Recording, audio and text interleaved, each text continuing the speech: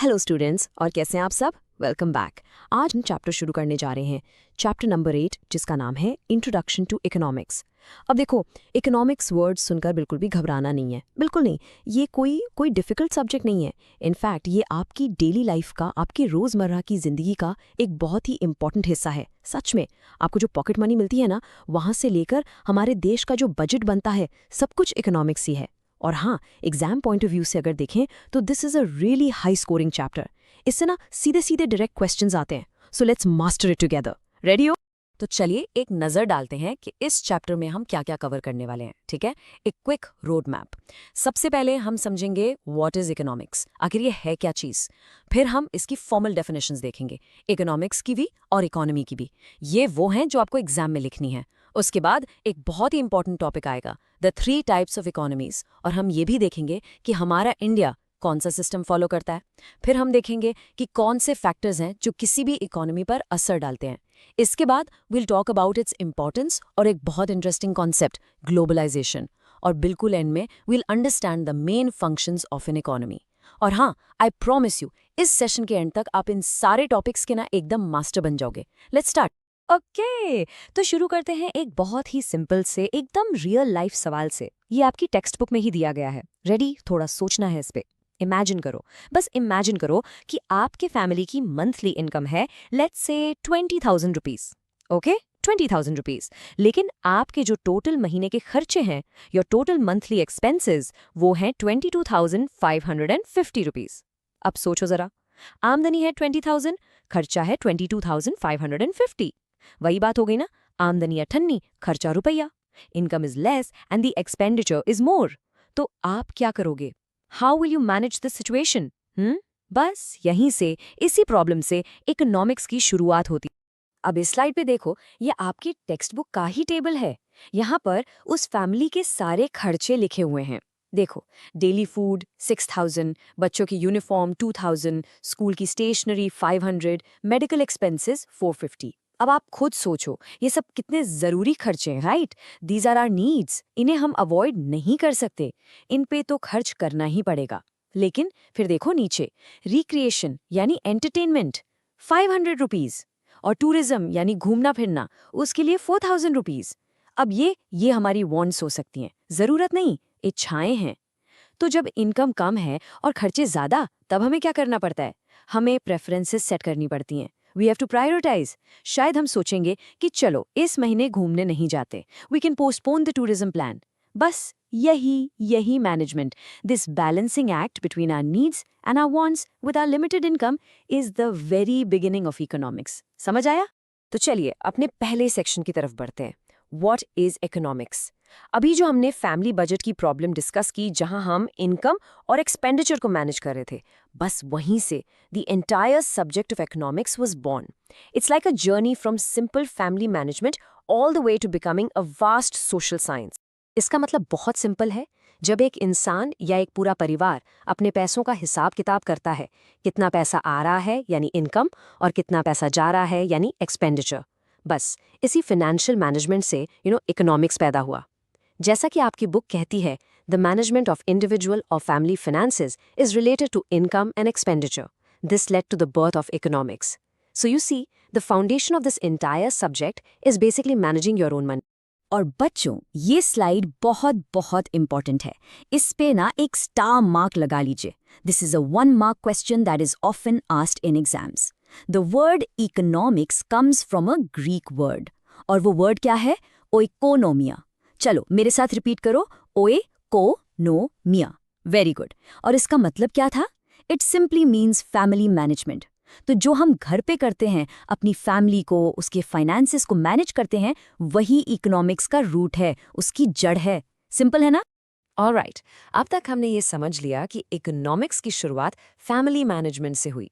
Now let's move on and understand the formal, the official definitions जो बड़े बड़े economists ने दी हैं।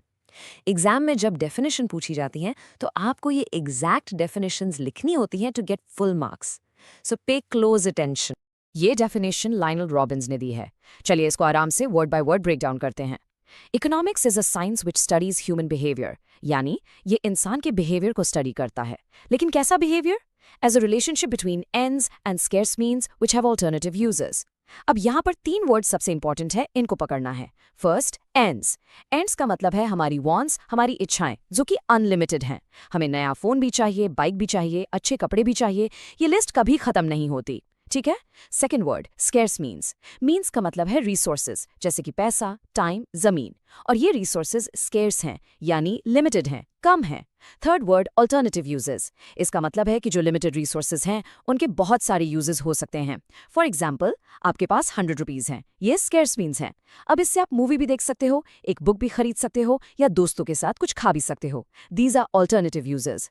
तो इकोनॉमिक्स इसी चीज को स्टडी करता है कि हम कैसे चूज करते हैं जब हमारी वॉन्ट्स अनलिमिटेड हैं लेकिन हमारे पास रिसोर्सेज लिमिटेड हैं। Got it? Now let's meet the father of economics. ये भी एक 1 मार्क क्वेश्चन है बच्चों। Who is the father of economics? The answer is Adam Smith. उन्होंने 1776 में एक बुक लिखी थी जिसका नाम था वेल्थ ऑफ नेशंस, जिसमें उन्होंने इकोनॉमिक्स को डिफाइन किया as the science of wealth, यानी धन का विज्ञान। ये सबसे पहली डेफिनेशंस में से एक थी which focused on how wealth is created and managed in a nation. So 2 नाम याद रखने हैं, Lionel Robbins for the modern definition and Adam Smith, the father of economics. अभी तक हमने इकोनॉमिक्स समझा, जो कि एक सब्जेक्ट है। अब समझते हैं इकोनॉमी क्या है। देखिए, an economy is the system of production, distribution and consumption of goods and services in a specific region. जब हम इकोनॉमिक्स को एक बड़े लेवल पर देखते हैं, फॉर अ स्पेसिफिक एरिया, जैसे एक गांव, एक शहर, अ स्टेट और अ कंट्री लाइक इंडिया, तो उस सिस्टम को इकोनॉमी कहते हैं। इस पिक्चर को देखिए, यहाँ फार्मिंग हो रही है, दैट्स प्रोडक्शन। फैक्ट्रीज में सामान बन रहा है, ऑल्सो प्रोडक्शन। टीचर पढ़ा रही है, ये एक सर्विस है। लोग मार्केट में सामान खरीद रहे हैं, दैट्स कंजम्पशन। ये सारी एक्टिविटीज मिलकर एक स्पेसिफिक एरिया में इकोनॉमी बनाती हैं। So the Indian economy is basically the sum of all these activities happening within India. Okay students, this is a very very important section. ध्यान से सुनिएगा। जैसे हर फैमिली का बजट मैनेज करने का तरीका अलग होता है, राइट? वैसे ही अलग अलग कंट्रीज का भी अपनी इकोनॉमी को मैनेज करने का सिस्टम अलग होता है। On a global level there are 3 main types of economies. Let's study them in detail. ये टेबल आपके एग्जाम के लिए एक गोल्ड माइन है। सच में इससे डिस्टिंग्विश बिटवीन या लॉन्ग आंसर क्वेश्चन जरूर आता है। इसको तो बिल्कुल रट्टा मार लो, बट समझ कर। चलिए इसको कॉलम बाय कॉलम समझते हैं।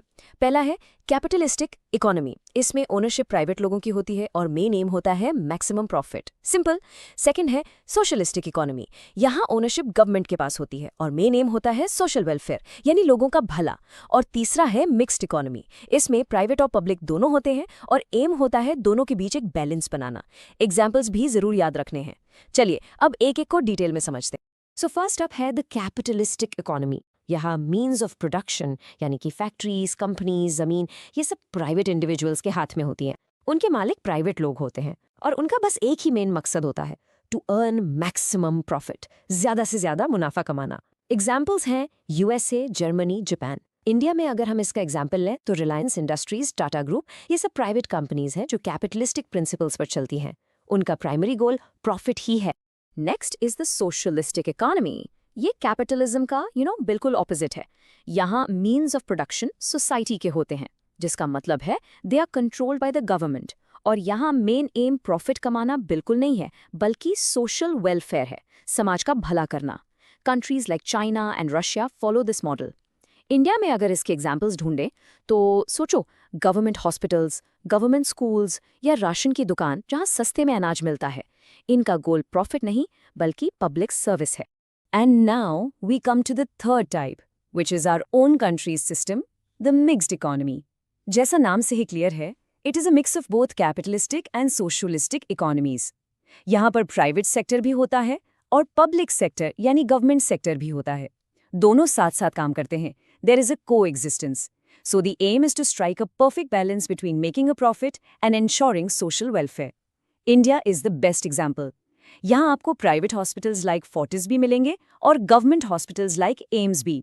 यहाँ प्राइवेट टेलीकॉम कंपनीज जैसे जियो और एयरटेल भी हैं और गवर्नमेंट ओन्ड BSNL भी है। इसको मार्क कर लीजिए, ये एक बहुत कॉमन एग्जाम क्वेश्चन है। India has a mixed economy, explain. चलिए अब हम आगे बढ़ते हैं और देखते हैं कि वो कौन से फैक्टर्स हैं जिनके कारण किसी देश की इकोनॉमी स्ट्रांग या वीक हो सकती है। So what are the factors that really affect a country's financial health? Let's find out. So the key factors are: first, geographical area and natural resources. अगर किसी कंट्री के पास बहुत सारी नेचुरल रिसोर्सेज हैं, जैसे मिडल ईस्ट कंट्रीज के पास oil है, तो उनकी इकोनॉमी नेचुरली स्ट्रांग हो सकती है। Second, political sovereignty. इसका मतलब है कि कंट्री आज़ाद है और अपने डिसीजंस खुद ले सकती है। एक stable sovereign government economic growth के लिए बहुत ही ज़रूरी है। Third, population. A large population can be a burden, a liability, but if the population is skilled, educated, and healthy, it becomes a huge asset, a human resource. And fourth, occupations. Country में लोग क्या काम करते हैं? ज़्यादा लोग agriculture में हैं, इंडस्ट्री में हैं या सर्विसेज में, ये भी इकोनॉमी की स्ट्रेंथ को डिफाइन करता है। चलिए अब देखते हैं कि इकोनॉमिक्स पढ़ना इतना इम्पोर्टेंट क्यों है, why should we even study it. और साथ ही एक बहुत ही इम्पोर्टेंट मॉडर्न कॉन्सेप्ट समझेंगे, ग्लोबलाइजेशन, जिसने पूरी दुनिया की इकोनॉमीज को एक साथ कनेक्ट कर दिया है। सो वाई इज इकोनॉमिक्स इंपॉर्टेंट? देखिए, it is used everywhere. Agriculture में एक किसान इकोनॉमिक्स यूज करता है टू डिसाइड कि कौन सी फसल उगाने से ज़्यादा प्रॉफिट होगा। ट्रेड, फाइनेंस, गवर्नमेंट एडमिनिस्ट्रेशन, हर जगह इकोनॉमिक प्रिंसिपल्स यूज होते हैं। It is also essential for law and our daily life. हम अपना पॉकेट मनी या फैमिली बजट मैनेज करने में इकोनॉमिक्स ही तो यूज करते हैं। And most importantly, it is paramount for the social development of humans. इसका मतलब एक देश तभी सोशली डेवलप कर सकता है जब उसकी इकोनॉमी स्ट्रांग हो, जब लोगों के पास जॉब्स हों और पॉवर्टी कम हो। Now, what is globalization? The definition says it means building a world economy. आसान भाषा में इसका मतलब है creating a borderless economy. सोचो, एक ऐसी इकोनॉमी जहां कंट्रीज के बीच के बॉर्डर्स मैटर ही ना करें, जहां नेचुरल रिसोर्सेज, सर्विसेज, कैपिटल यानी पैसा, लेबर यानी लोग और टेक्नोलॉजी एक देश से दूसरे देश में फ्रीली आ जा सके। इसका सबसे सिंपल एग्जाम्पल आपके हाथ में है, आपका smartphone. You might be using a Samsung phone which is a Korean company, उसमें एंड्रॉयड सॉफ्टवेयर है जो एक अमेरिकन कंपनी गूगल का है, and you are using it in India. This interconnected world economy is globalization. Okay, we are now at the final section of our chapter, functions of an economy. हर economy, चाहे वो capitalistic हो, socialistic हो या mixed हो, उसको कुछ basic काम, कुछ मेन फंक्शंस परफॉर्म करने ही पड़ते हैं। So let's see what these functions are. हर इकोनॉमी को ये 5 मेन काम करने ही होते हैं। 1. Deciding what to produce and in what quantity.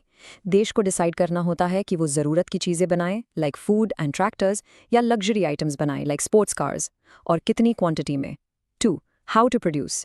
Her economy try करती है कि चीज़ों को बनाने का खर्चा कम से कम हो, टू मिनिमाइज प्रोडक्शन कॉस्ट्स।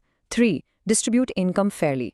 देश की जो टोटल इनकम है उसको आम लोगों तक कैसे पहुंचाया जाए। इसके लिए गवर्नमेंट अमीर लोगों पर टैक्सेस लगाती है और गरीबों को सब्सिडीज देती है for social justice. 4. Plan for the future. Economy को सिर्फ आज के बारे में नहीं, आने वाले कल के बारे में भी सोचना होता है, so it encourages saving and investment. And 5. Deciding for whom to produce. जो सामान बन रहा है वो किसके लिए बन रहा है, रिच पीपल, पुअर पीपल या मिडिल क्लास के लिए। These are the fundamental questions every single economy must answer. तो चलिए एक क्विक रीकैप करते हैं पूरे चैप्टर का। Ready? What are the key takeaways? First, economics की शुरुआत हुई family management से, यानी Greek word oikonomia. Second, there are 3 main types of economies: capitalistic, profit, socialistic, welfare, and mixed balance. और हमें याद रखना है कि इंडिया एक mixed economy है. Third, globalization का मतलब है borderless world economy. And fourth, every economy को basic functions perform करने होते हैं: what to produce, how to produce, and for whom to produce. And now a final thought-provoking question for you.